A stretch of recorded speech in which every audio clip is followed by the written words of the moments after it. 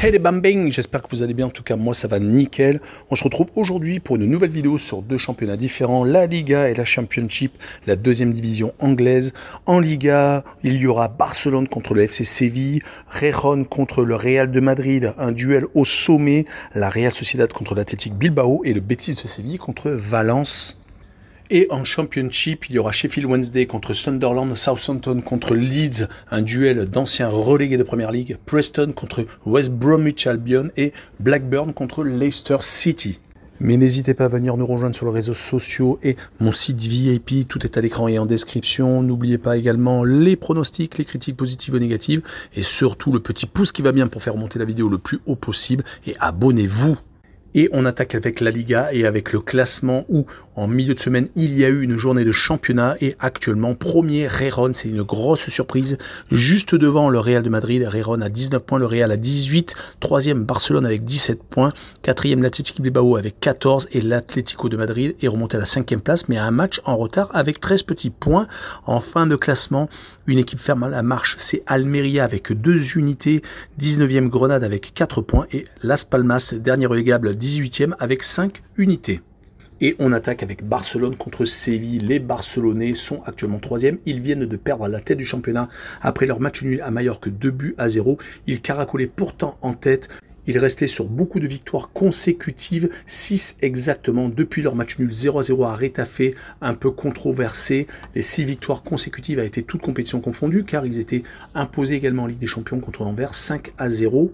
Mais ils prennent actuellement beaucoup trop de buts, 4 sur les 2 dernières rencontres officielles contre le Celta Vigo et contre Majorque. C'est beaucoup trop et ils vont jouer contre Séville qui est un petit peu mieux ces derniers temps, qui vient de remonter un petit peu au classement. Ils sont actuellement 12e alors qu'ils étaient encore en position de relégable. Le même début de saison que la saison dernière. Là, heureusement, depuis 4 matchs, ils ne perdent plus. 2 victoires contre Las Palmas et Almeria à la maison. Un match nul contre Lens en Ligue des Champions, qui était plutôt quand même une contre-performance, et un 0-0 à Osasuna qui leur a redonné confiance car ils n'ont pas pris de but et le 5-1 donc lors de la dernière journée contre Almeria est encore mieux, mais sur ce match là je vois tout de même Barcelone s'imposer 3-1 et je verrai le plus de 3 buts sur le match et une cote à 1,76. Et on poursuit avec les 2 premiers du classement qui se rencontrent, Gijón contre le Real de Madrid. C'est quand même assez hallucinant le début de saison que fait Gijón qui est actuellement avec 19 points. Une des équipes les plus craintes de Liga qui vient de s'imposer 2-1 à Villarreal qui avait déjà gagné à Séville et qui reste surtout sur 6 victoires consécutives après avoir fait match nul d'entrée de jeu à la Real Sociedad qui est déjà un très bon point. Ils ont ensuite enchaîné avec une victoire sans coup férir contre Retafe 3-0.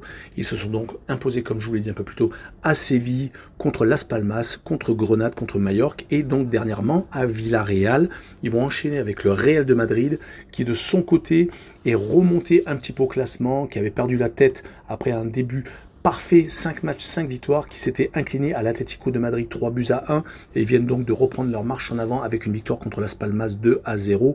Ils ont réussi avec 3 victoires à l'extérieur d'entrée de jeu de championnat à montrer qui étaient les patrons et ils avaient réussi à enchaîner et donc à bonifier ces victoires à l'extérieur à la maison contre Retafe et la Real Sociedad et donc dernièrement contre Las Palmas.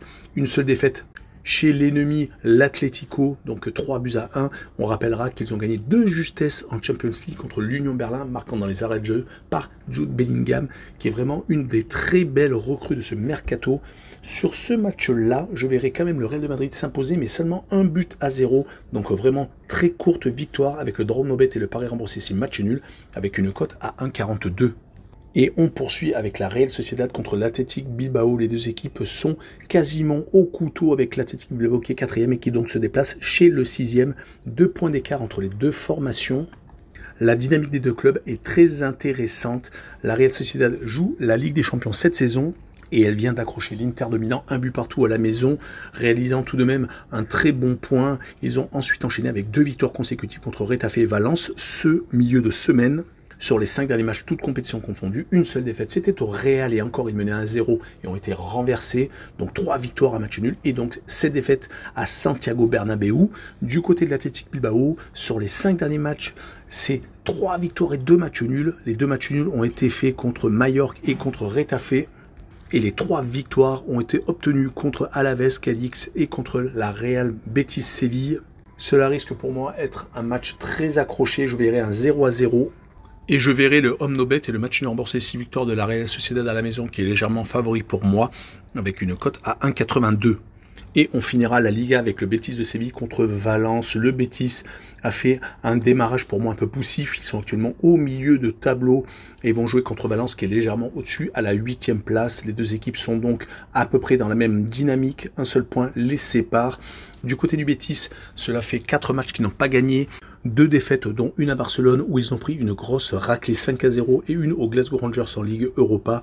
Et ils ont enchaîné avec 2 matchs nuls contre Cadix et à Grenade. Il va falloir quand même recommencer à trouver le chemin de la victoire. La dernière victoire était contre le Rayo Vallecano, c'était début septembre.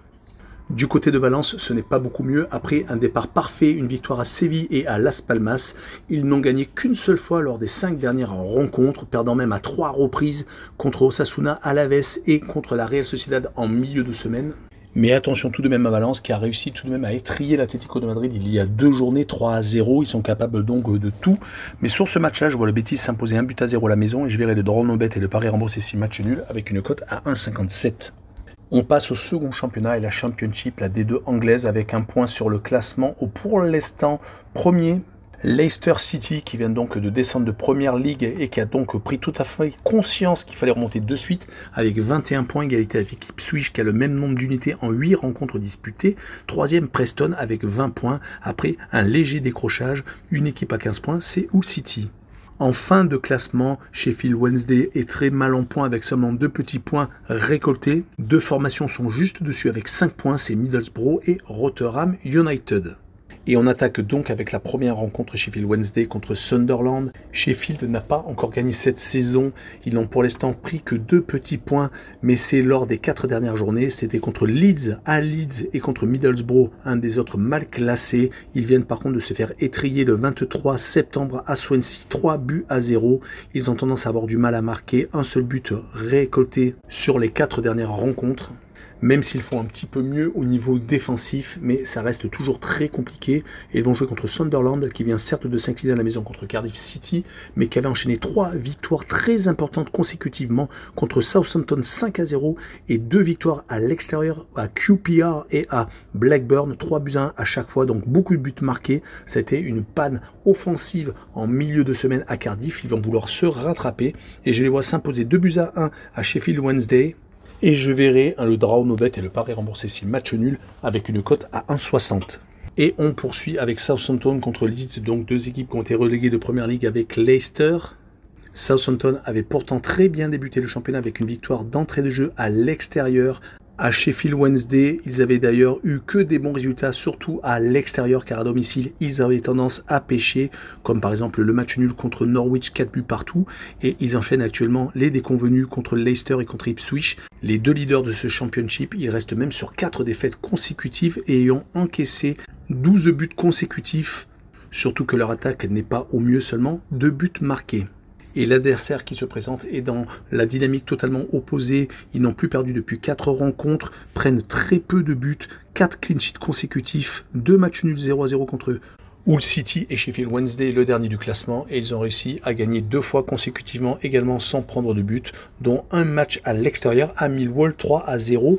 Sur ce match-là, je vois une victoire 1-0 de Leeds assez courte et je verrai les 2 équipes ne pas marquer. Alors c'est peut-être plus une cote fun avec une cote à 2,43 qui est assez énorme, mais elle est largement tentable. L'avant-dernière rencontre de cette vidéo est Preston contre West Bromwich Albion. Preston est actuellement 3e et très bien placé à un seul petit point des 2 leaders, alors que West Brom est actuellement en milieu de tableau à la 13e place avec seulement 10 unités.